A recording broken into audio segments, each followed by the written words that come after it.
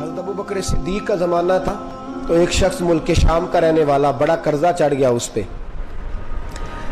تو وہ حضرت ابو بکر صدیق کے پاس آیا، کہنے لگا آپ امیر بھی ہیں اور امیر بھی ہیں، دونوں باتیں، ایک امیر یہ ہے کہ مسلمانوں کے سربراہ ہیں، اور دوسرا اللہ نے آپ کو مال و دولت بھی عطا فرمایا ہے، تو میرے اوپر قرضہ چڑھ گیا ہے تو مہربانی فرمائیں۔ وہ کہتا ہے حضرت صدیق اکبر نے میرا ہاتھ پکڑا، گھر کے اندر لے گئے، باہر سے دروازہ بڑا اعلیٰ تھا لیکن گھر کے اندر گیا تو چارپائی بھی کوئی نہیں تھی، کھجور کی چٹائیاں بچھی ہوئی تھی، کھجور کی چھال کی، اور وہ بھی پھٹی ہوئی۔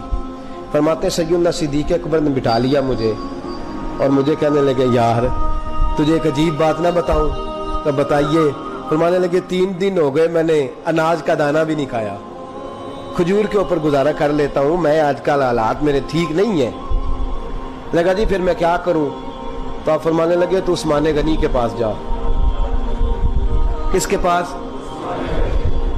شخص کہنے لگا جی مجھے تو بہت سارے پیسے چاہیے۔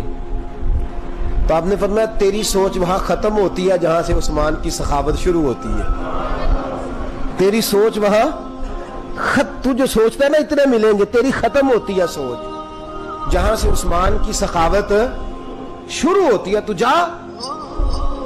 کہنے لگا جی آپ کا نام لوں؟ فرمایا ضرورت ہی نہیں پڑے گی۔ کہا جی میں ذکر کروں گا کہ مجھے امیر المومنین نے بھیجا ہے۔ فرمایا ضرورت ہے، صرف اتنا تو جا کے بتانا کہ میں مقروض ہوں اور رسول اللہ کا نوکر ہوں صلی اللہ علیہ، اتنا بتانا کہ مسلمان ہوں، مصطفیٰ کا غلام، بس، اور کسی اضافے کی ضرورت۔ کہا جی وہ دلیل مانگیں گے؟ فرمایا عثمان خیرات کرتے تفتیشیں نہیں کرتا، عثمان اللہ کی راہ میں دیتے ہوئے تفتیشیں 10 روپے دینا اور 100 بات سنانا فقیر کو، تک تو نہیں نا، 10 روپے اور 100 قسم کے تانے نہ دے تو میاں چشم پوشی کر جا، تجھے کس نے اجازت دیا ٹٹولنے کی، پھولنے کی اور کرودنے کی؟ یہ حال اگر تیرے ساتھ کیا جائے، رب اگر تجھے ٹٹول کے دے تو تیرا کیا بنے؟ رب کریم اگر تجھے ٹٹول کے دے کہ پہلے بتا نمازیں کتنی پڑھی ہیں، سویرے اٹھتا ہے کہ نہیں، تو تیرا کیا حال ہوگا؟ تو ٹٹولتا پھرتا ہے 10 روپے دینے کے لیے۔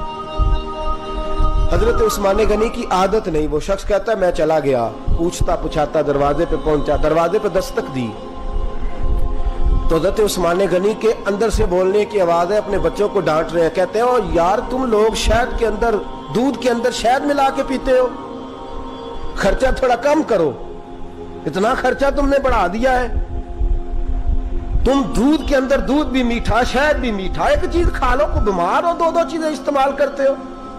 کہتے ہیں میں نے کہا ابو بکر تو بڑی باتیں بتا رہے تھے، اور اس قسم کے کئی واقعات حضرت عثمان غنی کے ساتھ ہوئے، وہ تو بڑی باتیں بتا رہے تھے، اور یہ آدمی دودھ شہد سے لڑائی کر رہا ہے اور مجھے کئی ہزار درہم چاہیے، دینار چاہیے، مجھے دے گا؟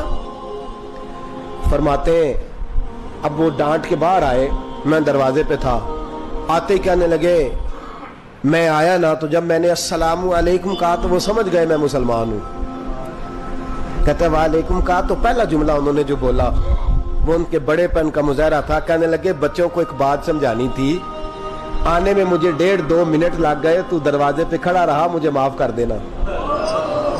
بڑے لوگوں کی بڑی باتیں، بڑے لوگوں کی بڑی باتیں، اتنا بڑا قد ہے اتنا بڑا اخلاق ہے۔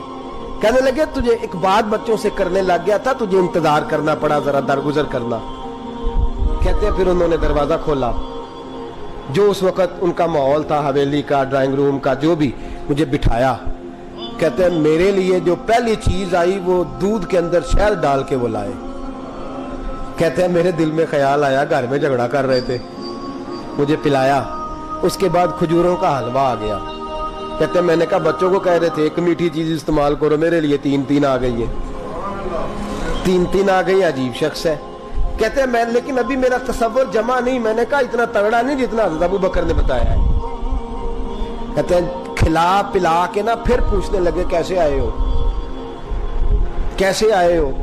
تو کہتے ہیں میں نے کہا کہ جناب میں مجبور ہوں، آج بہت سارے لوگ ہیں نا جن کے پاس کسی کی بات سننے کا ٹائم ہی نہیں، کہتے ہیں موٹی موٹی بات کریں، آخری۔ حضرت عثمان غنی پوری کھلا پلا کے کہنے لگے کیسے آنا ہوا؟ کہتے ہیں میں نے کہا جی میں مسلمان ہوں، ملک کے شام کے مضافات کے ایک گاؤں کا رہنے والا ہوں، کچھ کاروباری مشکلات آئیں تو میں مقروض ہو گیا، میرے اوپر قرضہ ہے, مجھے کچھ پیسوں کی حاجت ہے.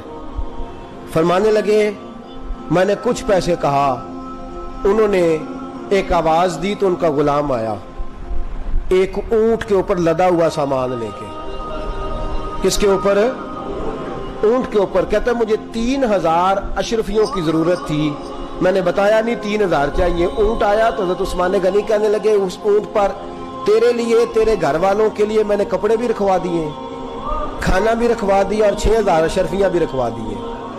تو پیدل آیا ہے تو اب اونٹ لے کے جا.